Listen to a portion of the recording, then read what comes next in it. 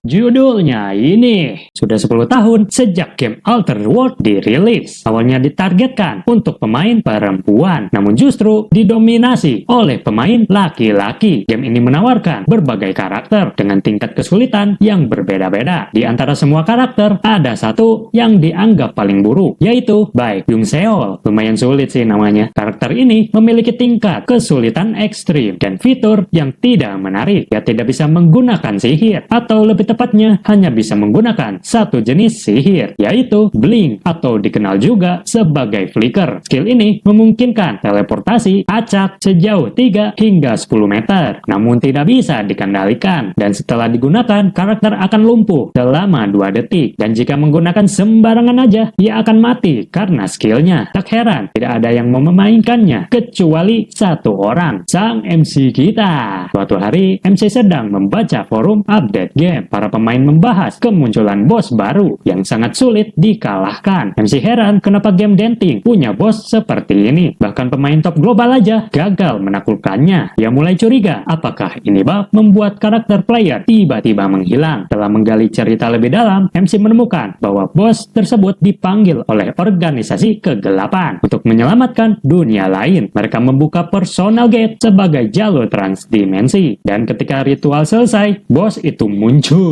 MC memutuskan untuk mencoba melawan bos tersebut menggunakan karakter Baek Young Seol. Di tengah pertarungan, ia menjelaskan bahwa meski karakter ini terlihat sampah, ia telah mempelajarinya selama bertahun-tahun dan menemukan tantangan yang membuatnya jatuh hati sama karakter ini. Dengan keahlian dan strategis yang tepat, 3 flicker lewatin bos, brebet. MC berhasil mengalahkan bos yang selama ini dianggap mustahil. Lah, gitu doang. Anjay, saatnya kirim ke forum. Namun, saat ia membagikan pencapaiannya di media sosial, tiba-tiba muncul notifikasi merah. Layar monitor menyala terang dan MC tersedot masuk ke dalam monitor. Ketika terbangun, ia tak tahu di mana dirinya berada. Ia melihat ke cermin dan terkejut. Ia telah menjadi Baek Young Seol. Tak lama, muncul notifikasi bertuliskan episode 1 Escape the Chase. MC menyadari bahwa ia sedang berada di dalam prolog cerita Baek Young Seol yang memeriksa kantung celananya dan menemukan sertifikat masuk akademi. Meski sulit dipercaya, ia benar-benar telah menjadi karakter game. Young Seol mencoba mengingat isi notifikasi. Ia tahu bahwa game ini memiliki banyak ending. Namun ia mulai bertanya-tanya, apakah selama 10 tahun ini belum ada satupun pemain yang mencapai ending sebenarnya. Namun ini bukan saatnya untuk merenung. Ia harus segera kabur sebelum udah telat. Gimana ini? Salah satu dari mereka menunjuk ke arah rumah kayu dan menyuruh timnya untuk memeriksa ke sana. Young Seol panik, dia tak tahu harus berbuat apa. Dan saat itu juga, notifikasi baru pun muncul. MC tahu bahwa karakter Baek Young Seol memiliki penyakit langka bernama Magic Leak Syndrome. Meski terdengar seperti kutukan, penyakit ini mungkin satu-satunya jalan untuk bertahan hidup dalam cerita ini. Masalahnya, Young Seol kini bukan lagi pemain yang mengendalikan karakter. Ia adalah karakter itu sendiri. Dan ia belum tahu bagaimana cara menggunakan skill flicker secara langsung. Sementara itu, suara langkah kaki terdengar. Orang-orang itu mulai mendekat. Ia tak punya pilihan lain selain mencobanya. Begitu mereka semakin dekat, Young Seol langsung berlari keluar. Kejar dia! Dalam kepanikan, ia berpikir keras bagaimana cara mengaktifkan flicker. Skill ini berbahaya. Salah sedikit aja, ia bisa mati. Mati kau! Bodoh amat, flicker!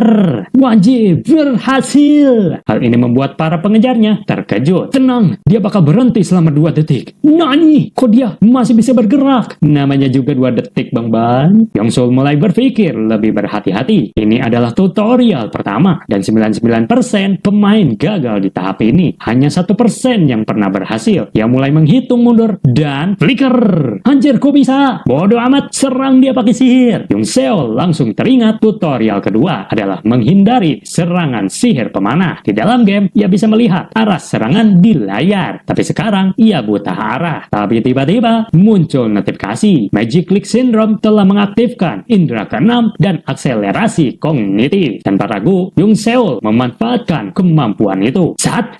Wadaw! Flika!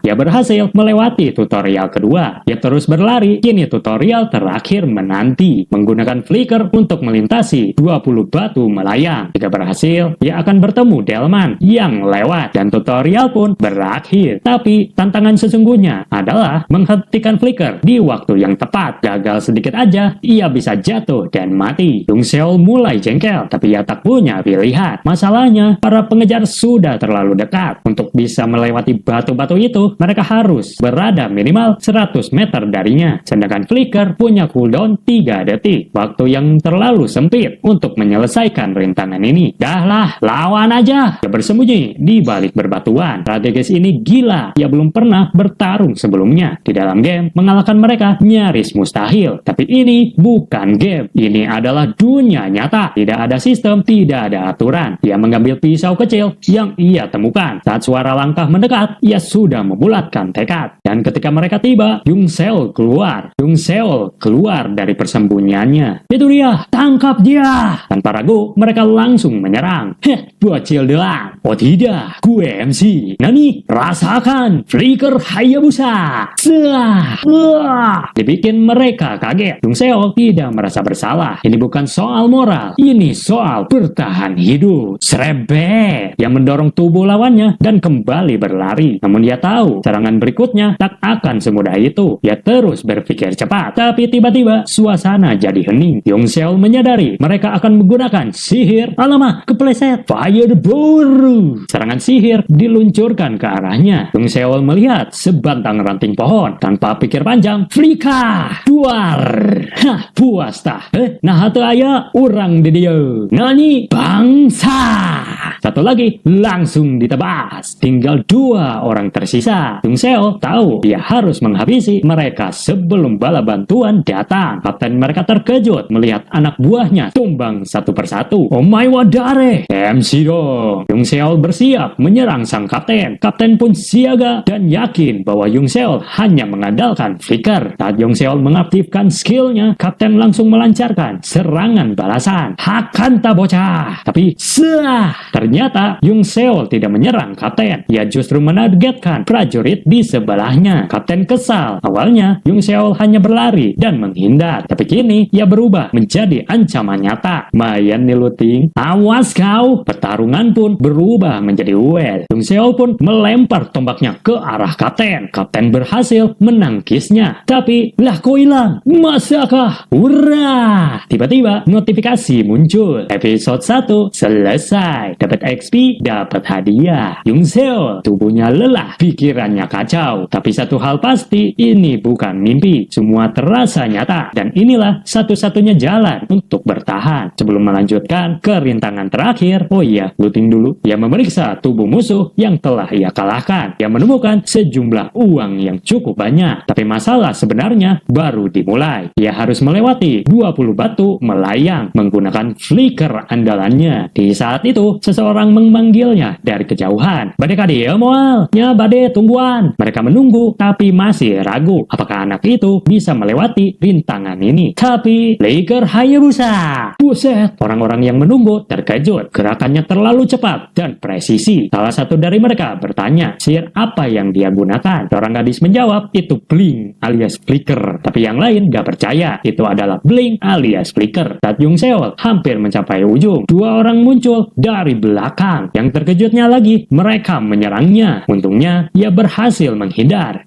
Nyaris tadi. Gimana nih? Gue masih cooldown. Tapi serangan kedua membuatnya terjatuh. Tanpa buang waktu, Jung Seol langsung bergerak cepat. Flika! Jung Seol berhasil selamat. Tapi sebelum sempat bernapas lega, serangan berikutnya datang. Namun tiba-tiba, serangan itu bertahan oleh sihir es yang muncul entah dari mana. Jung Seol terkejut karena itu sihir 2 atribut. Ia menoleh mencari sumbernya. Di sana berdiri seorang gadis misterius. Pengguna sihir dengan 2 atribut sekaligus. 2 musuh yang menyerang Jung Seol terkejut, lalu memilih mundur dan menghilang. Setelah situasi mereda, Jung Seol akhirnya berhasil melewati bebatuan melayang. Matanya langsung tertuju pada gadis itu. Dengan tulus, ia mengucapkan terima kasih karena telah menyelamatkannya. Gak usah, aku gak perlu rasa terima kasihmu. Oh, oke. Suara gadis itu begitu indah, membuat Jung Seol terdiam. Tentu saja bukan suaraku, dan mungkin akan sulit mendekatinya. Jung Seol mulai berpikir, orang-orang yang mengejarnya tadi, mungkinkah mereka bagian dari organisasi kegelapan? Ia berharap setelah menyelesaikan tutorial ini, mereka tidak akan mengejarnya lagi. Lagi pula, mereka belum tahu siapa dirinya. Tiba-tiba notifikasi muncul. Episode 2 dimulai. Yongseol terdiam, dia bingung bagaimana caranya masuk ke sekolah dalam kondisi seperti ini. Malam itu mereka pun berangkat sementara Bayu tertidur lelap. Makasih ya Komen udah ngasih nama. Dia pun bermimpi tentang masa kecilnya. Tapi ia mengatakan pada ibunya bahwa suatu hari nanti ia ingin menjadi seorang mage. Ibunya tersenyum dan mendukung impian itu sepenuh hati. Didorong oleh cinta dan harapan, Bayu pun bertekad untuk belajar keras agar kelak bisa membanggakan orang tuanya. Namun harapan itu mulai pudar ketika ia mengetahui bahwa dirinya mengidap penyakit yang membuatnya tak bisa menggunakan mana. Hal itu membuat Bayu menangis dan air mata itu membangunkannya dari tidur. Saat membuka mata, ia melihat matahari terbit di kejauhan. Orang di sebelahnya berkata bahwa mereka hampir tiba di Lezoicha, the satellite city of Arcanium. Mereka pun beristirahat sejenak. Bayu meregangkan tubuhnya dan tanpa sengaja bertatapan dengan seorang gadis misterius. Ada apa Neng? Kasir.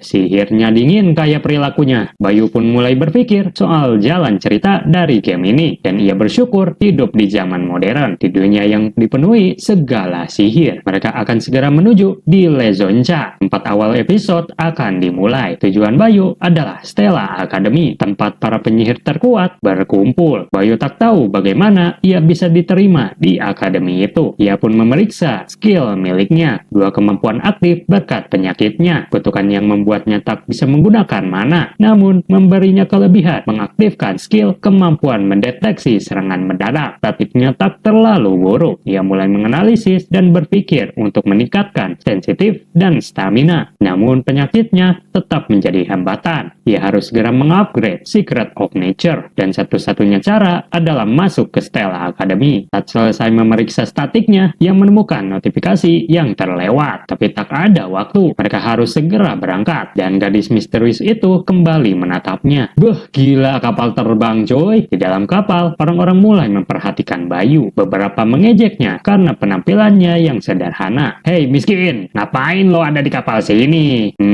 Dahlah, cuekin aja. Anjir lo ngehina gua ya. Sikapnya membuat ia marah. Saat ia hendak membetak Bayu, tiba-tiba ia terkejut. Di belakangnya berdiri seorang putri bernama Bion. Bayu pun ikut melihat ke belakang. Bion adalah putri dari kerajaan Adolebit. Ia berjalan dengan anggun dan si rambut ungu mencoba menyambutnya. Namun Bion menatapnya tajam hingga membuatnya ketakutan. Ia mengabaikan semua orang termasuk Bayu. Bayu mengenali Bion sebagai villain dalam game ini. Ia selalu bertengkar dengan sang protagonis dan berakhir tragis. Tak peduli rute cerita yang dipilih, ia bahkan menjadi korban bully di sekolah dan sejak itu ia tak pernah muncul di publik. Seolah-olah pencipta game ini ingin ia menderita. Meski begitu, Bayu tahu banyak pemain menyukai Bion. Ia memang cantik tak bisa disangkal. Perut Bayu pun mulai lapar. Dahlah gue banyak mikir, gue jadi lapar. Ia melihat makanan mewah yang tak sanggup ia beli. Akhirnya ia memutuskan untuk berpuasa dulu. Pengumuman terdengar kapal akan segera tiba di kota sihir. Para heroik bersiap, bahkan sang protagonis pun mulai bergerak. Bayu tahu jalan cerita awal episode akan segera dimulai. Di titik ini, Bayu merasa frustasi. Ia mulai meragukan kemampuannya untuk bertahan di Stella Academy. Apalagi dengan ancaman-ancaman yang mulai terasa dekat. Ia hanya berharap ada sesuatu yang bisa menolongnya. Tiba-tiba ia teringat akan notifikasi yang sempat ia lewatkan. Ia segera membukanya dan sistem menyuruhnya memilih 3 opsi yang akan di-downgrade dan 1 XP. Bayu mencoba mencari item lain namun tak bisa. Ia mencoba mengakses skill lain tapi semuanya terkunci. Satu-satunya harapan hanyalah 3 opsi yang ditawarkan. Namun notifikasi itu memberikan informasi tambahan. Jika ia mengikuti pola seperti di episode sebelumnya, ia akan memperoleh narrative power. Bayu pun menyimpulkan bahwa ia tak bisa mendapatkan item permainan akhir karena masih dianggap terlalu pemula. Notifikasi itu terdiam. Bayu lalu meminta kacamata bulbul. Tak disangka permintaannya dikabulkan. Ia tak menyangka akan memakai kacamata ini. Kacamata yang mampu mengakses informasi tersembunyi dalam game ini. Di dunia ini mustahil mendapatkan informasi tanpa mencarinya sendiri. Dan kacamata itu memberinya keunggulan besar. Ia mencoba mengaktifkannya dan informasi tentang kacamata itu pun muncul. Ia membuka bulbul folder dan menemukan data tentang berbagai item penting. Dengan ini, Bayu bisa mulai grinding tanpa hambatan, karena ini bukan sekedar game, ini dunia nyata. Saat itu, ia mendengar nama Aisele. Banyak yang membicarakannya sebagai seorang pengkhianat. Bayu pun menganalisanya lewat kacamatanya. Informasi pun muncul, Aisele adalah Hirone palsu. Bayu tahu bahwa game ini merupakan adaptasi dari novel Don't Love the Princess yang menceritakan Aisele kehilangan seluruh keluarganya. Ia berkembang saat menghadapi villain dan akhirnya berakhir bersama protagonis laki-laki. Namun akhir ceritanya tragis setelah mendapat kritikan keras dari para pembaca. Masalahnya, meskipun dunia game ini diadaptasi dari novel, ceritanya sangat berbeda. Di versi game, peran Hirone sejati diambil alih oleh Flame, seorang reinkarnasi yang masuk ke dunia novel. Karena itu, Aisele menjadi Hirone palsu, dan di setiap rute ceritanya, dia selalu berujung pada kematian, seolah-olah sistem ingin menyingkirkannya dari posisi utama. Bayu tak terlalu peduli, tapi ia merasa pernah bertemu Aisele di suatu tempat, atau mungkin hanya imajinasi. Ia memutuskan untuk mengabaikannya. Akhirnya, Bayu tiba di Stele Academy. Semua siswa berbaris mendengar pidato pembukaan yang panjang dan membosankan. Hingga akhirnya, keempat orang dipanggil ke depan sebagai pemilik skor tertinggi. Bayu melihat mereka bersinar, tapi satu di antaranya bersinar lebih terang dari yang lain. Mayung Seol. Ia adalah karakter paling jenius. Dijuluki di seluruh surga dan bumi, hanya akulah yang terhormat. Meski Bayu tahu ia tak bisa mencapai true ending, ia berharap bisa membawa Mayung Seol ke sisi yang baik. Anjir, sama aja ini mah gue baca Bayung Seol. Tolong buat sebutin nama buat ini dong. Bayu juga menyadari bahwa Flame ada di sana. Ia pun sempat berpikir akan bagus jika bisa menjalin hubungan baik dengannya. Tapi itu akan menjadi masalah besar jika Flame menganggap Bayu sebagai musuh. Meskipun peran Bayu dalam cerita ini setara NPC. Ia ingat item milik Flame yang bisa membasmi para Dark Demonic Human. Sayangnya, efek sampingnya juga bisa membahayakan orang-orang di sekitarnya. Bayu pun memutuskan untuk menjadi karakter support dari kejauhan. Ia memilih untuk tidak terlalu terlibat dengan mereka. Pidato pun selesai, episode kedua pun berakhir. Setelah pidato itu, Bayu akhirnya masuk ke kelas. Ada rasa ganjil yang menyeliputinya. Ia sudah lulus kuliah, tapi kini duduk di bangku SMA lagi. Namun setidaknya, ia menerima Stella Pocket Watch, simbol bahwa ia resmi menjadi murid sekolah Stella. Jam itu bukan sekedar aksesoris. Benda ini membuat ia menjamin perawatan dan layanan yang jauh lebih istimewa. Dan Bayu tak sabar ingin segera menggunakannya. Tak lama, guru masuk dan mulai membagikan lembar ujian. Di Stella, ujian ini bukan soal masuk sekolah, melainkan penentu kelas. Kelas mana yang akan menjadi tempatnya. Ujian pun dimulai. Bayu membuka lembar soalnya dan alamak, bahasa apa ini? Ini bukan ujian masuk yang terkenal dengan tingkat kesulitan gila-gilaan. Ini hanya penentu kelas F sampai A atau S. Tapi tetap saja, Bayu tahu Hirone pasti akan masuk kelas S. Ia sempat berpikir untuk mengosongkan jawabannya agar bisa masuk kelas bawah. Namun pandangannya tertuju pada Ilham yang tampaknya sudah menyelesaikan ujiannya. Makasih komen udah ngasih nama dia. Bayu tidak heran, Ilham memang jenius, tapi karakternya cepat bosenan. Ia berasal dari keluarga terkuat, ia berbakat dan otaknya luar biasa tak masuk akal. Bayu tahu posisi Ilham dalam cerita bisa jadi jahat atau baik. Semuanya tergantung bagaimana sang Hirone bersikap. Ilham memilih sisi gelap hanya karena tertarik. Meski kini, masalah utamanya sekarang adalah keluarganya sendiri. Bayu tersadar, ia sedang ujian. Ia teringat pada kacamata bulbul dan mencoba menggunakannya. Tapi,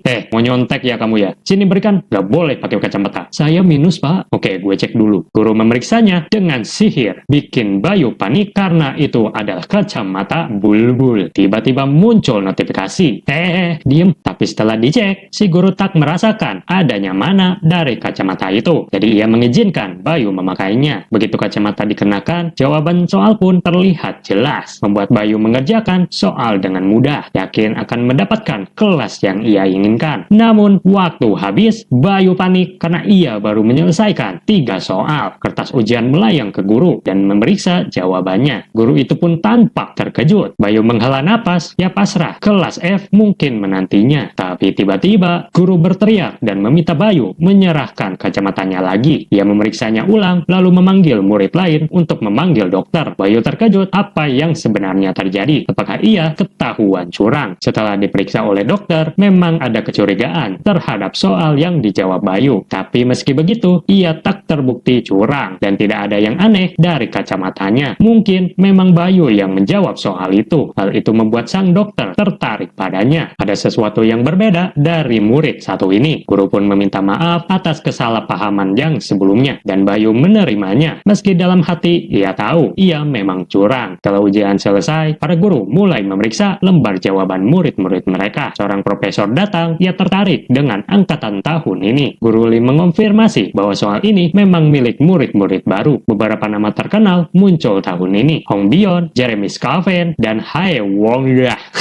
Astaga namanya. Profesor mengamati soal ujian yang tampak sulit dan semakin penasaran siapa saja yang berhasil lolos. Guru Lee senang mendengar ketertarikan itu. Ia tahu dari 3 soal tersulit dalam ujian, murid diberi pilihan melewati atau mencoba menjawabnya. Dari 1141 siswa, lebih dari 1000 membiarkan soal itu kosong. 138 lainnya menjawab, tapi salah. Hanya 3 murid yang berhasil menjawab dengan benar. Ilham, Flame, dan Bayu. Ilham dan Flame memang dikenal memiliki nilai tinggi, tapi Bayu ia berada di peringkat bawah. Namun karena berhasil menjawab soal tersulit, posisinya menjadi misterius. Ia tak tahu akan ditempatkan di kelas mana. Guru Lee menatap lembar jawaban Bayu dengan serius, membuat profesor pun bertanya-tanya apakah ada murid yang mendapatkan nilai secara tidak wajar. Tapi menurutnya hasil Bayu masih masuk akal. Guru Lee bertanya, menurutnya apakah Bayu ini jenius? Profesor hanya menjawab, mungkin saja, atau hanya kebetulan. Hal ini membuat guru-guru lain terdiam. Guru Lee pun menghela napas, lalu membuka laporan siswa bernama Bayu. Tertulis bahwa satu-satunya skill yang dimiliki Bayu adalah flicker. Skill sederhana nyaris tak berguna dalam pertarungan besar. Namun justru karena itu, Guru Lee semakin tertarik. Ia ingin tahu seperti apa murid ini nantinya. Setelah ujian berakhir, para murid segera menuju papan pengumuman untuk melihat kelas mana yang mereka dapatkan. Bayu yang selama ini berharap segalanya seperti di game, tak menyangka harus mengeceknya sendiri. Saat ia tiba, kerumunan mulai berbisik. Banyak yang tak percaya bahwa seorang seperti Bayu bisa masuk Stella. Namun Bayu tak peduli komentar mereka. Ia hanya fokus mencari namanya di daftar kelas. Matanya pun fokus mencari daftar kelas F. Lah, di mana nama gua? Kok gak ada, Cuk? Lalu ia mendengar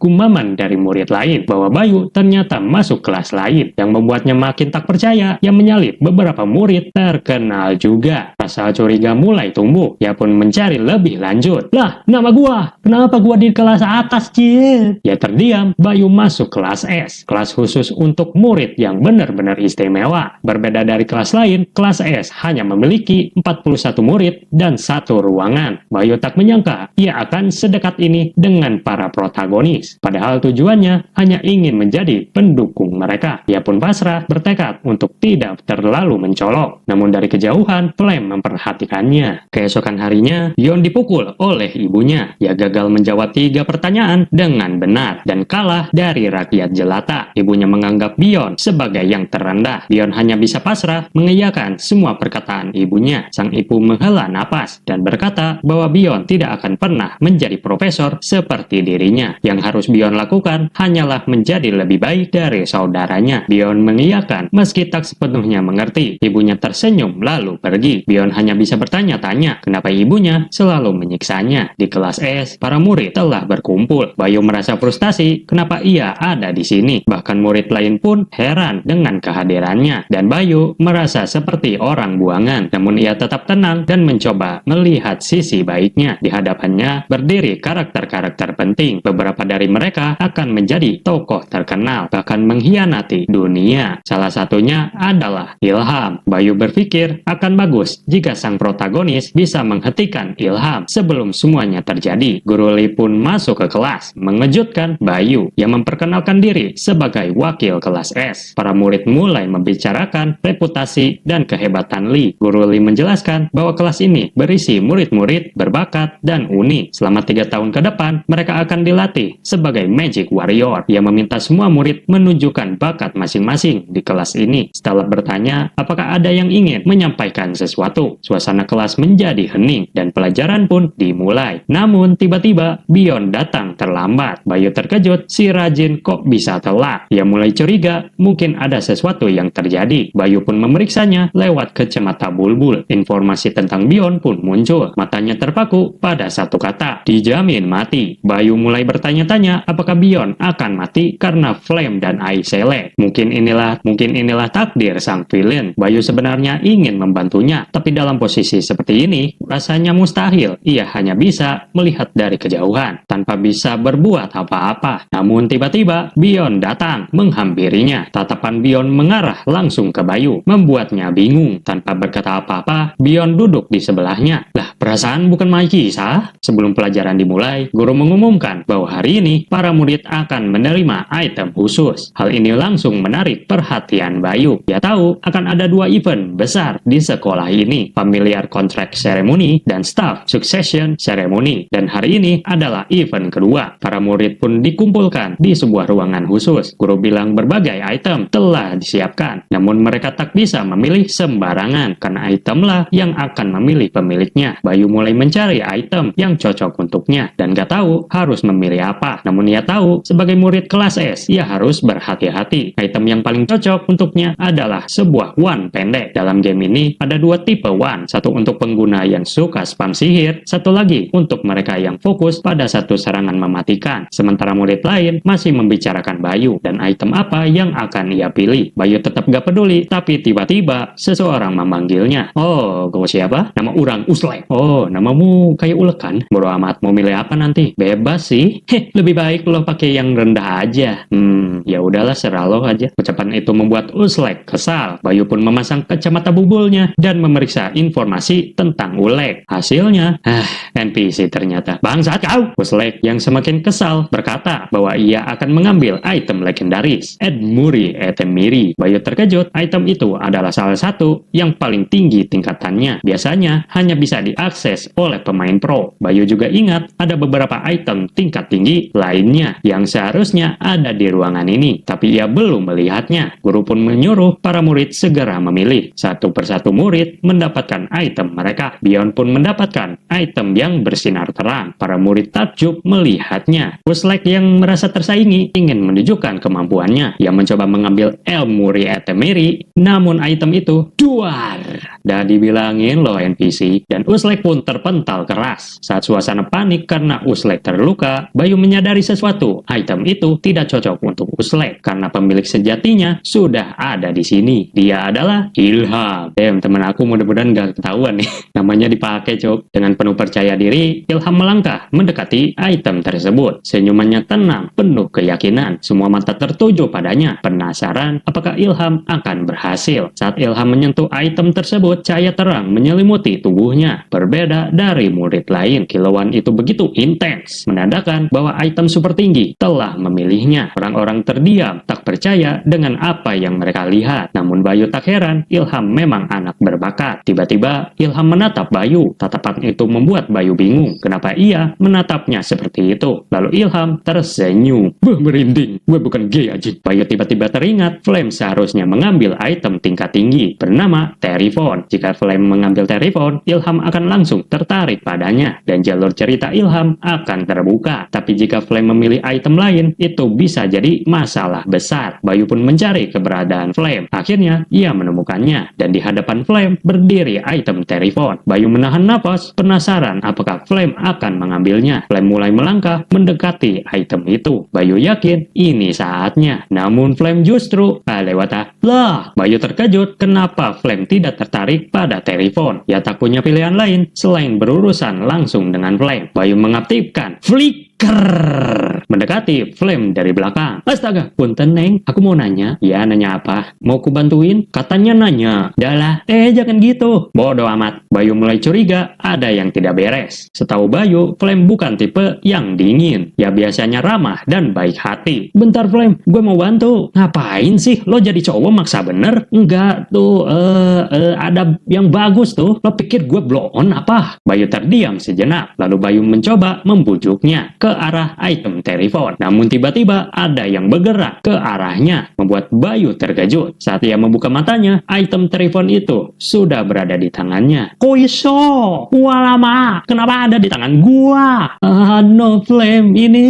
Oh gitu ya, dasar coba bangsat. Dan sejak itu, Flame merasa Bayu menyombongkan diri kepadanya. Setelah kejadian itu, nama baik ramai diperbincangkan oleh para murid. Flame hanya bisa menghela napas, merasa heran. Baik bisa mendapatkan item tingkat tinggi. Flame merasa ada yang janggal, karena menurutnya hal seperti itu belum pernah terjadi dalam alur novel yang ia kenal. Ia mulai curiga bahwa baik hanya ingin menyombongkan diri di hadapannya. Saat diajak belajar oleh temannya, Flame tersenyum dan memanggil mereka anak-anak. Temannya bingung dan Flame menjelaskan bahwa itu adalah kebiasaan dari kampung halamannya. Walaupun Flame sebenarnya lebih dewasa dari murid lainnya. Jackie bertanya apakah Flame belajar sendiri dan Flame menjawab bahwa ia sibuk dengan kelas lain. Flame sempat heran karena gaya Jackie mirip dengannya, tapi ia memilih untuk tidak terlalu memikirkan hal itu. Saat berjalan pergi, Flame bertabrakan dengan murid lain, Haing Horia. Hae bertanya apakah Flame baik-baik saja, membuat Flame bertanya-tanya apakah Hae peduli padanya. Hae juga bertanya apakah Flame belajar sendiri lagi, dan Flame mengiyakan. Hae tersenyum menempuk pundak Flame lalu pamit dengan ucapan sampai jumpa lagi, dan ia juga pergi. Lalu Flame melihat Jackie dan mencoba memanggilnya, namun Jackie langsung kabur. Flame merasa heran tapi tak sempat memikirkan lebih jauh karena harus masuk kelas. Di depan pintu, Flame mulai memikirkan cerita tentang pertemuan Aisele dan Bion. Penasaran bagaimana kisah mereka akan berkembang. Flame masuk ke kelas dan melihat beberapa karakter penting hadir, termasuk Kyle dari kelas A yang menjadi host hari ini. Yang melihat Baek dan Yuseong duduk di sana dan masih kesal karena Baek hanya menulis 3 jawaban tapi bisa masuk kelas S, membuat Flame curiga bahwa Baek mungkin berbahaya. Di sisi lain, Baek berharap bisa menjauh dari Yongseo, namun Yongseo terus berbicara padanya, membuat Baek merasa tidak nyaman. Baek heran kenapa Yongseo begitu tertarik padanya. Kelas pun dimulai dan topik hari ini adalah penyelesaian masalah terkait 3 ujian sulit. Kyle merasa kesal dengan kehadirannya di kelas ini, terutama saat melihat Baek yang juga hadir. Ia ingin menunjukkan keunggulannya dan mulai menjelaskan soal ujian ini. Saat murid lain sibuk menulis, Yongseo terus memperhatikan Baek pendapatnya tentang ujian ini. Lo nanya gua? Membuatnya bertanya-tanya kenapa Yongseo tersenyum padanya. Baek mengaku bahwa ia tak mengerti, membuat Kyle terkejut dan murid-murid lain pun mulai heran terhadap Baek. Kyle kesal karena Baek menjadi pusat perhatian. Ia menantang Baek untuk menjelaskan 3 soal ujian yang terkenal sulit dipecahkan. Baek terkejut sementara Yongseo justru tertawa melihat situasinya. Karena tidak ada pilihan lain, Baek maju ke depan kelas. Flame dan Bion memperhatikan dengan penuh rasa ingin tahu. Baek mengenakan kacamata bulbul dan menyadari bahwa ketiga soal tersebut sebenarnya mengarah ke kuis absurd, bukan soal logika biasa. Baek akhirnya memahami kenapa banyak murid kesulitan menjawab 3 soal ujian ini. Ia menyadari bahwa penyampaian Kyle terlalu matematis dan kaku, padahal soalnya lumayan gampang. Baek pun menjelaskan kesalahan dalam metode Kyle, membuat Kyle terkejut namun tetap mencoba membela diri. Baek menegaskan bahwa jika Kyle berhasil menyelesaikan soal ini, itu bukan karena metodenya, melainkan karena keberuntungan. Pernyataan Baek membuat Kyle terdiam dan suasana kelas pun berubah. Baek menjelaskan cara menyelesaikan 3 soal ujian yang sulit dan penjelasannya membuat Kyle mencatat metodenya. Murid-murid lain pun mencoba mengikuti ajaran Baek, termasuk Aisele dan Bion. Flame terkejut melihat Baek menjadi pusat perhatian dan mulai khawatir apakah alur cerita ini masih berjalan seperti seharusnya. Setelah kelas selesai, Yongseo berpamitan dengan Baek. Baek merasa resah karena kini ia terlibat dalam urusan Yongseo dan mulai curiga apakah semua ini berkaitan dengan telepon. Ia masih belum memahami alasan Yongseo begitu tertarik padanya. Lalu Baek bertemu Bion yang sedang menunggu seseorang. Saat Baek hendak lewat, Bion memanggilnya untuk bertanya sesuatu. Baek terkejut dan bertanya maksudnya. Lalu Bion menanyakan penjelasan soal 3 ujian yang Baek bahas di kelas. Baek merasa 3 soal itu memang tidak masuk akal dan berpikir Bion salah paham. Namun Bion mengira Baik sengaja tidak menjelaskan di kelas dan menawarkan kompensasi jika Baik mau menjelaskan jawabannya. Akhirnya mereka pun pergi ke perpus. Baik terkejut saat Bion, seorang tuan putri, tak keberatan diajar oleh seseorang yang hanya menyelesaikan 3 soal. Bion menjelaskan bahwa dari 1141 murid, hanya 3 orang yang berhasil menyelesaikan soal tersebut. Baik tak menyangka soal yang tampak absurd ini ternyata sangat sulit bagi kebanyakan orang. Ia mulai memahami kenapa dirinya bisa masuk kelas S. Meski tetap ia merasa asing dengan detail dunia ini. Ia tahu bahwa satu-satunya orang yang benar-benar memahami dunia ini adalah Flame. Meski ia membaca novel dunia ini dan tak tahu cerita asli dari gamenya. Ia menyadari bahwa dirinya seharusnya tidak ada dalam alur cerita Flame yang membuat situasinya jadi membingungkan. Kau kenapa? Gah, lagi pusing. Bai menawarkan bantuan kepada Bion dan sebagai imbalan ia meminta agar item diubah menjadi pedang. Bion terkejut karena itemnya di downgrade, tapi Baik menjelaskan bahwa itu lebih cocok dengan gaya petarungnya. Bion pun setuju memenuhi permintaan Baik untuk mengubah item miliknya sebagai kompensasi atas bantuan Baik. Baik mulai menjelaskan soal pertama dari kuis absurd ini dengan pendekatan perspektif yang tidak biasa membuat Bion bingung. Baik menyadari kelemahan Bion kalau ia terlalu terpaku pada metode dari buku. Mengetahui kelemahannya saat ia kalah dari Flame di kelas 2. Ia mencoba meluruskan cara berpikir Bion dengan cara menjelaskan soal ini. Oke Bion, kau tahu joke bapak-bapak enggak? Apa? Oke, biar ku kasih contoh. Telur apa yang sangar? Enggak tahu. Telur asin. Soalnya ada tatonya. Oh, meski Bion sempat mengira Baik bercanda, Baik menenangkan dan menegaskan bahwa soal ini menuntut kreativitas, bukan hafalan. Ini menjadi momen penting bagi Bion untuk memulai melepaskan pola lama dan membuka diri terhadap cara berpikir yang lebih bebas. Bion mulai sadar bahwa pendekatannya selama ini terlalu terpaku pada hafalan dan merasa penjelasan Baik masuk akal. Baik menekankan bahwa meski spell dan teknik itu penting, sihir adalah sesuatu yang luas dan menuntut pemikiran kreatif. Ia menyampaikan bahwa karena terlalu bergantung pada hafalan, Bion belum berkembang sepenuhnya sebagai mage. Bion sempat murung, namun saat ditanya apakah ia memahami semua itu, Bion menjawab dengan semangat. Mari kita lanjut ya. Suku apa yang banyak berkeliaran di mall?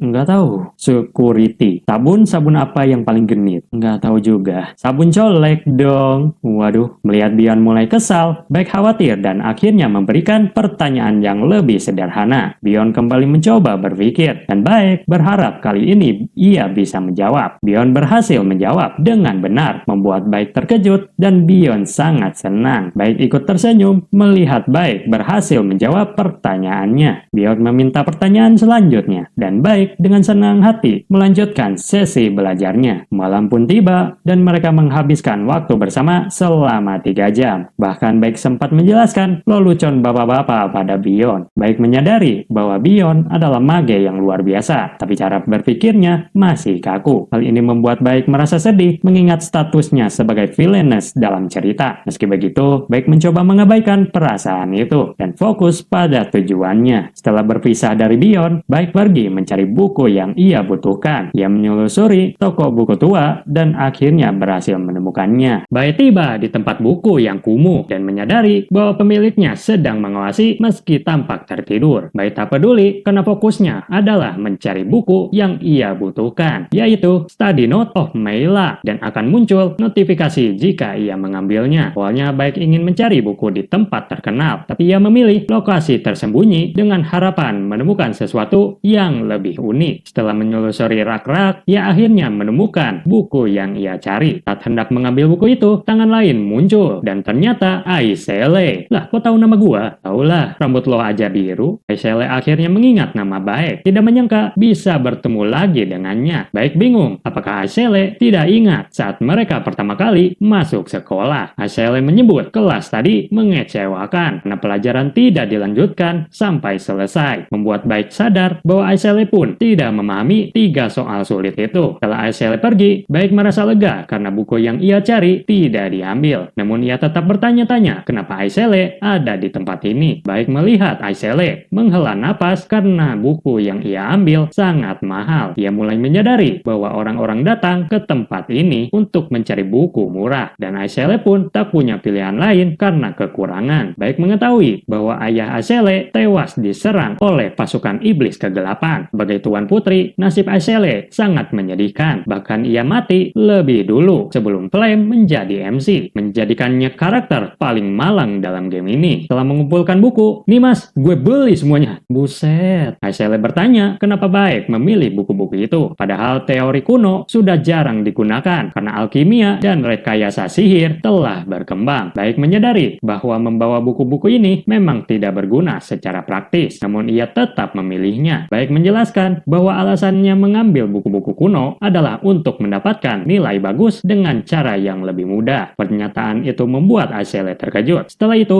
Baik pergi dengan tenang, yakin bahwa nilai rapotnya semester ini akan aman. Asele masih belum memahami sepenuhnya dengan tindakan Baik. Esok harinya, ia mencari kelas yang ingin ia ikuti. Banyak murid masuk ke kelas tersebut karena dikira mudah. Namun ternyata pelajaran di dalamnya sangat sulit. Menjadi kejutan bagi semua yang hadir di sini. Asele terjebak di kelas yang ternyata sulit dan tak punya pilihan lain karena sudah terlanjur masuk. Setelah kelas selesai, ia masih bingung menentukan kelas berikutnya yang akan ia ikuti. Karena lapar, Asele memutuskan membeli roti menggunakan sisa 60 tiket makan di ponselnya. Dalam perjalanan, ia bertemu Baik yang sedang berada di kelas lain. Asele penasaran kenapa Baik ada di sana. Dan saat melihat isi pelajaran serta jumlah murid yang sangat sedikit, ia mulai berpikir kelas ini mungkin akan di-cancel. Asele mulai berpikir bahwa mungkin Baik memang tahu sejak awal kalau kelas ini adalah jalan pintas untuk mendapatkan nilai bagus. Ia mulai mengagumi kecerdasan Baik meski masih belum sepenuhnya percaya pada strategisnya. Sementara itu, Baik sedang menyimak pelajaran sejarah tentang magi putih yang mengajarkan pentingnya sihir kepada berbagai spesies seperti peri dan kurcaci. Ia merasa bosan karena harus menghabiskan 3 tahun untuk mempelajari hal-hal seperti ini dan berharap ada tombol skip seperti di game. Meski jenuh, Baik menyadari bahwa semua ini mungkin penting untuk mencapai true ending, tujuan akhir yang lebih besar dari sekedar nilai atau reputasi. Baik heran melihat Asele di kelas ini karena menurut cerita asli, tokoh utama tidak seharusnya berada di sini. Meski merasa aneh, Baik memilih untuk tidak terlalu memikirkannya dan tetap fokus pada pelajaran. Guru menceritakan tentang manusia yang berpetualang untuk mencuri sihir dari berbagai spesies. Ia juga membahas pendiri penyihir yang meninggalkan 12 Device Moons dan kemudian menghilang. Saat guru bertanya tentang 12 Device Moon, Asele menjawab bahwa mereka adalah penjaga keseimbangan kekuatan di benua ini. Guru membenarkan dan menjelaskan bahwa setiap moon memiliki kekuatan unik seperti Six Moon of the Red Summer, tentang api yang tak pernah padam di Deep Sea of Alamanka yang bisa dilihat jika seseorang pergi ke sana. Baik merasa itu terdengar seperti lelucon karena menurutnya mustahil ada yang bisa tinggal di tempat ekstrim seperti itu. Guru melanjutkan dengan bercerita tentang Levia Cult yang merupakan bagian dari 12 Moon of the Blue Winter. Konon jika semua 12 Device Moon berkumpul akan terjadi sebuah keajaiban. Ketika murid bertanya tentang bentuk keajaiban itu, guru menjawab bahwa tidak ada yang tahu karena semua moon telah tertidur selama ratusan tahun. Baik yakin bahwa ia benar karena Baik pernah bertemu 5 dari 12 Device Moon saat bermain game meski hanya lewat event terbatas. Ia pernah bertanya ke player lain tapi tak satu pun dari mereka pernah bertemu. Baik mulai curiga bahwa 12 Moon berkaitan dengan true ending dan jika itu benar, ia bertekad akan mengejarnya dengan segala cara. Di tempat lain, Ibu Bion sedang melatih murid menggunakan sihir api. Tiba-tiba muncul serangan besar. Saat mengamati target latihan, ia menyadari bahwa target tidak rusak. Menandakan sihir itu bukan dari murid biasa, melainkan dari anaknya sendiri, Bion. Bion duduk terdiam dan menyesal telah menunjukkan sihir yang menurutnya payah di depan sang ibu. Lalu ia bertemu dengan Arshuang. Arshuang memuji sihir Bion karena mirip dengan miliknya, bahkan lebih kuat. Meski Bion tetap merasa sihirnya buruk, ia mulai sadar bahwa Arshuang adalah murid jenius dalam sihir api. Bion iri dengan akurasi tinggi yang dimiliki Arshuang. Namun Arshuang percaya bahwa jika Bion berlatih dengan sungguh-sungguh, ia bahkan bisa melampaui dirinya. Meski singkat, obrolan dengan Arshuang membuat perasaan Bion sedikit lebih baik. Namun Bion memilih pergi lebih dulu, sementara Arshuang mungkin membencinya. Sore harinya, Bion kembali ke kamarnya dan disambut oleh penjaganya, Yae Taering, yang sudah menyiapkan teh dan kue ginseng. Yae memberi kabar bahwa item milik Bae sedang dimodifikasi menjadi pedang. Yae mengungkapkan kekhawatirannya bahwa item tersebut terus-menerus menyedot mana dari pemiliknya. Bion terkejut, apakah ini mungkin item milik prajurit iblis kegelapan? Yae Taering meyakini bahwa item milik Bae bukanlah milik iblis kegelapan karena konsisten dengan energi alam. Bion heran kenapa item yang tampak sampah itu masuk kategori kelas atas. Menurut Yae, kemampuan asli item tersebut bisa memperkuat mana pengguna secara drastis, menjadikannya kelas tinggi. Tapi karena menyedot mana hanya dengan disentuh, item itu diturunkan ke kelas menengah atas. Bion terkejut dan bertanya-tanya siapa murid yang mau memegang item seperti itu. Yae pun sama bingungnya, tapi Bion berharap Bae menyadari potensi dan resiko dari itemnya. Lagi pula, Baek memang dikenal sebagai sosok yang unik dan tak terduga. Esok harinya, Baek kembali masuk kelas yang dianggap mudah, dan kali ini topiknya adalah manipulasi sihir. Baek dan Aisele sama-sama hadir di kelas yang mengajarkan teknik menembak dan menargetkan sihir. Para murid kecewa karena pelajaran ini hanya berlaku untuk sihir air, membuat banyak dari mereka merasa tidak relevan.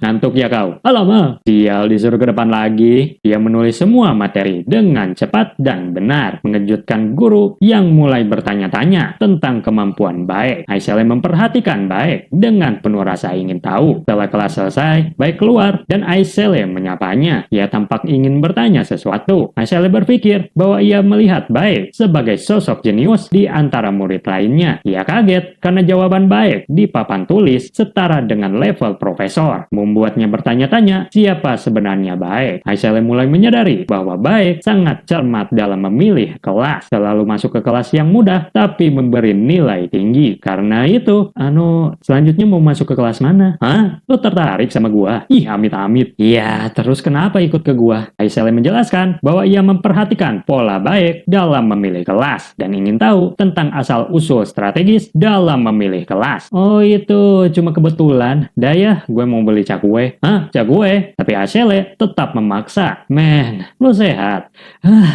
Bentar dulu. Iya, napas dulu. Oke. Anjir kau nurut. Lalu Aisele menjelaskan kalau ia juga mendapatkan nilai A+ dari kelas yang sama. Aisele menunjukkan kepeduliannya karena ia takut Bae salah memilih kelas seperti dirinya. Tapi minta rekomendasi manga? Maksudku kelas. Kok manga sih? Nggak apa-apa kan? Yang bener aja. Canda kok. Nanti ku kasih kompensasi. Kayak petinggi aja kasih kompensasi. Lalu Aisele memberitahu tentang Ghost Story of the Seven Tower yang langsung membuat Bae terkejut karena ia sudah tahu soal itu. Namun Bae menghentikan pembicaraan karena menurutnya informasi itu seharusnya dikasih ke protagonis pria, bukan dirinya. Bae menyadari jika Flame memberitahu informasi ini ke protagonis pria, ia akan meningkatkan kasih sayangnya pada protagonis pria. Karena merasa tidak seharusnya menerima pengetahuan itu, Bae menolak tawaran Aisele dan tidak tertarik pada kompensasi yang ia berikan. Bae menolak membahas Ghost Story of the Seven Tower dengan alasan takut hantu. Tapi Aisele curiga Baek hanya ingin kabur dari pertanyaannya. Baek mulai mempertimbangkan apakah Aisele bisa memberi sesuatu sebagai imbalan jika ia membantunya. Baek akhirnya merekomendasikan kelas meditasi untuk Aisele. Aisele merasa aneh karena Baek masuk kelas seperti itu. Tapi Baek menjelaskan kalau kelas ini untuknya dengan alasan kalau gurunya menggunakan meditasi untuk meningkatkan kekuatan sihir. Aisele terkejut karena hanya meditasi bisa berdampak besar. Baek tahu banyak orang meremehkan meditasi. Padahal bagi pengguna sihir besar, itu penting untuk menstabilkan mana. Dah itu aja. Puas? Cih peditnya. Tapi ia tetap berterima kasih meski kelas itu tidak meningkatkan nilai akademinya. Setelah Aisele pergi, Baek mengakui bahwa ia takut masa depan akan berubah. Namun jika ia mengabaikan Aisele, gadis itu bisa mati terlalu cepat. Ia pun merasa senang bisa bisa membantu selagi sempat. Baik tersadar bahwa dirinya juga seorang magik dan perlu berlatih. Ia menyadari karakternya kaku, belum ada episode lanjutan, dan belum pernah berburu monster. Berkata Aisele, Baik kembali ingat bahwa ia juga harus berkembang dan tidak hanya mengamati. Saat malam tiba, anjir, kamar gue kayak sultan. Baik mulai meditasi untuk menyesuaikan diri dengan tubuh barunya. Karena karakter Baik berhasil mewujudkan aura pedangnya dengan memanfaatkan aliran mana dalam tubuhnya membuatnya menjadi puncak dari ilmu pedang yang ia kuasai. Baik menyadari bahwa skill tidak akan naik hanya dengan mengumpulkan XP, melainkan harus terus digunakan skill secara aktif. Ia pun memfokuskan diri dalam meditasi sebagai metode utama untuk melatih dan meningkatkan level skill. Hingga pagi tiba, Baik masih meditasi. Saat selesai, ia merasakan mana menyeliputi tubuhnya. Sebuah pencapaian besar mengingat ia menderita mana syndrome. Punya keterbatasan, Baik berhasil menaikkan level skillnya. Baik merasa bersemangat karena semakin dekat dengan tujuannya, mencapai true ending. Di sisi lain, Flame berada di area latihan manipulasi dunia luar bersama 141 murid lainnya. Tempat ini biasanya digunakan untuk latihan, acara olahraga, dan kegiatan besar lainnya. Murid yang hadir terdiri dari 50 orang masing-masing dari kelas A1 dan A2 serta 41 dari kelas S. Flame terus memikirkan asal-usul Baik karena jumlah murid seharusnya 1140 sesuai novel, tapi kini menjadi 1141. Ia mulai curiga apakah Baik adalah karakter yang tidak seharusnya ada dalam cerita. Karena Flame mengetahui dunia ini dari novel, ia merasa perlu memastikan kebenaran tentang Baik. Saat sedang berpikir, Flame mendengar seseorang berbicara dengan Jeremy. Flame mengenali Jeremy sebagai villain obsesif terhadap Aisele. Meski Jeremy tampak ramah, Flame memilih menjauh darinya. Tiba-tiba, Jeremy tersenyum padanya, membuat Flame mengerti mengapa banyak orang menyukainya. Saat Flame pergi, Jeremy memperhatikan Flame dari belakang, menunjukkan ketertarikan yang mencurigakan. Guru datang untuk mengajarkan cara meningkatkan level skill para murid. Mereka akan mengikuti mock dungeon training. Murid harus mengalahkan monster untuk mendapatkan nilai. Namun jika mereka berhasil menemukan poin stick, poin yang diperoleh akan jauh lebih besar dibandingkan hanya bertarung. Murid yang mendapatkan poin tertinggi akan menerima hadiah. Sebaliknya, murid tanpa poin akan dikeluarkan dari pelatihan. Guru menyarankan agar murid membentuk tim karena poin akan dibagi jika bermain bersama. Murid juga diizinkan untuk mencuri poin dari murid lain. Setelah guru pergi, tanah berguncang dan area latihan berubah menjadi hutan lebat. Murid-murid pun terpisah, termasuk Flame. Saat Flame mau pergi sendirian, Jackie menawarkan kerjasama, tapi Flame menolak karena tidak ingin poinnya terbagi. Jackie memahami keputusan itu dan membiarkan Flame pergi sendiri. Flame berpamitan dengan Jackie, namun merasa heran karena Jackie mulai meniru sikapnya. Meski terganggu, Flame memilih untuk mengabaikannya dan fokus pada latihan. Setelah 1 jam berlalu, Flame mulai kelelahan karena latihan belum juga selesai. Tiba-tiba, swing! Mengejutkan Flame yang tak menyangka bahwa lingkungannya juga bisa menjadi ancaman. Ia berhasil bertahan dengan menggunakan sihir. Flame telah mengumpulkan 18 poin dan mulai berpikir untuk mencari poin stick demi nilai lebih tinggi. Saat sedang mencari, ia tiba-tiba bertemu seseorang yang berdiri di hadapannya. Flame awalnya mengira sosok di depannya adalah monster, tapi ternyata murid lain, dan itu adalah Baik. Flame melihat poin stick di tangan Baik yang membuatnya tergoda untuk mencuri poin tersebut. Ia langsung menyerang Baik menggunakan sihir tingkat tinggi. Tapi tak semudah itu. Flame pun terkejut karena tak menyangka Baik bisa menghindar dengan begitu cepat. Flame kesal karena Baik berhasil menghindari serangan sihir tingkat tinggi miliknya. Di sisi lain, Baik terkejut Flame menggunakan sihir kelas atas dan bersyukur telah bermeditasi malam sebelumnya. Kini hanya tersisa 2 kali pengguna dan ia menggunakan skill blink untuk menjauh. Tujuan utama Baik adalah mencapai rank 5 tanpa masalah karena untuk 4 posisi teratas sudah ditentukan untuk karakter utama. Hadiah untuk rank 5 pertama adalah Ertelic Roots, item berharga yang ia incar saat melanjutkan perjalanan. Baik bertemu dengan murid lain, yaitu Raiden, yang ternyata mereka salah satu pengikut Pangeran Jeremy. Dan Baik melihat Raiden memegang 3 poin stick. By the way, siapa dia? Kudengar dia curang di ujian, Raiden. Hah, ternyata murid gak guna. Jill, gimana kalau kau serahkan tongkat itu? Ogah, anjay so jagoan. Emangnya kau bisa menyerang kami? Baik mulai berpikir bagaimana cara menghadapi mereka. Baik hanya memiliki 3 kali pengguna skill blink, membuatnya harus berhitung cermat dalam mengambil keputusan. Ya udah, nih ambil. Nah, gitu dong. Heh, gitu aja percaya ente. Nani, mamam nih. Raiden terkejut dan saat hendak membalas, Baik sudah menghilang. Ternyata ia sudah berada di belakang Raiden. Oh my, hey, makasih ya buat hadiahnya. Raiden meminta sticknya dikembalikan, tapi Baik menolak. Baik tahu bahwa stick tersebut bukan hanya menambah poin biasa, melainkan memiliki bug khusus tak bisa dihancurkan oleh sihir maupun serangan fisik. Dan stick ini sangat berguna bagi Baik, menjadikannya senjata dalam kompetisi. Raiden kesal, lalu menyuruh anak buahnya menyerang Baik. Namun akar-akar pohon mulai bergerak, menciptakan kekacauan. Baik menggunakan skill blink. Itu dia, serang. Walah, di belakang, ketupat. Dengan kecepatan tinggi, membuat lawan kebingungan. Saat Raiden mencari jalan keluar, Baik tiba-tiba muncul di hadapannya. Hajar!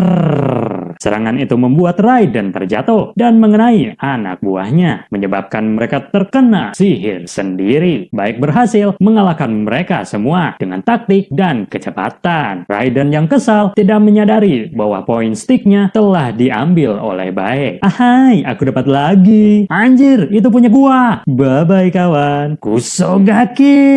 Setelah berhasil lolos dari Raiden, Baik merasakan keanehan di jalan. Tiba-tiba, sihir api besar menyerangnya dan meledak, nyaris mengenainya. Serangan itu berasal dari Bion yang menuduh Baik mencuri. Baik terkejut melihat Bion ada di sini. Ia menjelaskan bahwa sejak awal bukan dia yang bermasalah, tapi Bion malah terdiam. Jangan-jangan Asem, dari tadi lo diam buat nyuri ini semua. Bion mengungkapkan bahwa ia adalah keturunan kerajaan dan menantang Baik untuk bertarung. Baik bertanya-tanya apakah Bion senang membuli yang lemah. Namun Bion justru menuduh Baik sebagai pelaku perundungan. Bion menceritakan bahwa ia melihat Baik mengalahkan sekelompok murid hanya dengan skill blink, yang menurutnya seperti mempermainkan mereka dengan sihir rendah. Hal itu membuat Bion kesal dan merasa Baik merendahkan lawan. Karena merasa tersinggung, Bion tanpa ragu menggunakan sihir tingkat tinggi untuk menyerang Baik. Namun ketupat, datang lagi ketupri. Bion semakin frustasi. Sementara itu, Baik terus mencari cara untuk menghindari serangan Bion. Cepet keluarin senjata lo. Senjata gua ada di kamu, Neng. Lah, terus senjata yang dikasih sama sekolah mana? Oh ya, gue lupa, weh. Bion merasa Baik hendak bercanda, membuatnya marah dan menantang Baik untuk menghabisinya. Baik panik karena ia tak bisa menggunakan sihir. Sementara Bion benar-benar serius dan langsung menunjukkan sihir paling dahsyatnya untuk membunuh Baik. Duel pun dimulai. Bion menyerang dan sihirnya mendekati Baik dengan kekuatan besar. Baik pun, anjir panas, datang lagi menunduk. Tapi masih belum, datang lagi lebih besar. Astaga, panas. Ia pun mulai mencari jalan lain. Baik mendengar suara akar pohon dan menggunakan skill ketuprak, ketupit, ketupat. Ia berhasil menghindari serangan besar dari Bion. Ia bersembunyi di balik pohon sambil mencari cara untuk menghadapi Bion, yang dikenal sebagai salah satu pengguna sihir api terkuat. Beruntung Baik tidak berada di tanah datar, memberi keuntungan posisi. Bion kembali menyerang dan Baik membulatkan tekad untuk melawan. Saat sihir Bion mulai menghampiri, Baik mulai merasakan insting laba-laba. Semua ditangkis. Hal ini mengejutkan Bion karena tak menyangka Baik mampu menangkis sihirnya. Meski indera Baik mulai memudar karena tekanan sihir, tubuhnya perlahan mulai terbiasa dengan pertarungan ini. Mana mulai menyeliputi tubuh Baik. baik, membuat Beyond terkejut akan ketahanannya. Kesal, Beyond meningkatkan level sihirnya, membuat baik semakin terpojok dan tidak yakin bisa bertahan lama. Saat Beyond mengeluarkan sihir tertingginya, baik tancap gas ke depan. Skill blink. Beyond terkejut dan langsung menggunakan sihir Lightning Crash. Tapi baik mengenali sihir itu. Anjay, ini mah lewat dulu. Baik mengejutkan Beyond, lalu maju dan memukul pertahanannya, membuatnya tak percaya bahwa sihirnya bisa dibobol. Beyond terjatuh menandakan, aku menang, Neng. Kamu nih siapa sih? Bukan siapa-siapa. Aduh, encok euy. Baik menyadari ada seseorang yang mengamati mereka, dan ternyata itu adalah Flame. Lalu ia keluar dari persembunyiannya. Flame bertanya, bagaimana Baik bisa tahu keberadaannya? Dan Baik menjawab, itu hanya kebetulan. Flame juga bertanya, bagaimana Baik bisa menghancurkan sihir menggunakan point stick? Membuat Baik terkejut karena ternyata bug ini tidak diketahui dalam versi novel. Oh ini, keras Neng. Benda itu juga ada limitnya. Oh iya ya, gue gak bisa jawab kalau ini. Lalu ia bertanya, siapa sebenarnya Baik? Beyond pun ikut menatap Baik dengan rasa penasaran. Baik terkejut karena mulai dicurigai, padahal ia baru sebulan berada di sekolah ini. Ia menegaskan bahwa tujuannya hanya ingin menolong, bukan berbuat jahat. Flame bingung kenapa Baik mau menolongnya, tapi Baik memilih pergi karena tak punya waktu untuk menjelaskan. Beyond yang kesal, tiba-tiba, lah gak bisa dihindar? Kok bisa? Ngapain lo ngelempar gua? Kukira lo bisa ngehindar. Gue bukan Spider-Man. Aduh, udah nyari pinggang malah migrain lagi. Beyond mengakui kekalahannya dan berniat memberikan semua stick point miliknya kepada Baik. Baik berpikir jika ia mengambil semuanya, ranknya akan naik terlalu tinggi. Ia memilih mengambil satu stick saja dan pergi. Merasa dirinya baik dan kece. Namun, bagi Beyond dan Flame, sikap Baik terlihat bodoh. Meski Beyond mulai memikirkan siapa sebenarnya Baik. Jutin atau tidak nih? Silahkan like dan hype-nya kawan.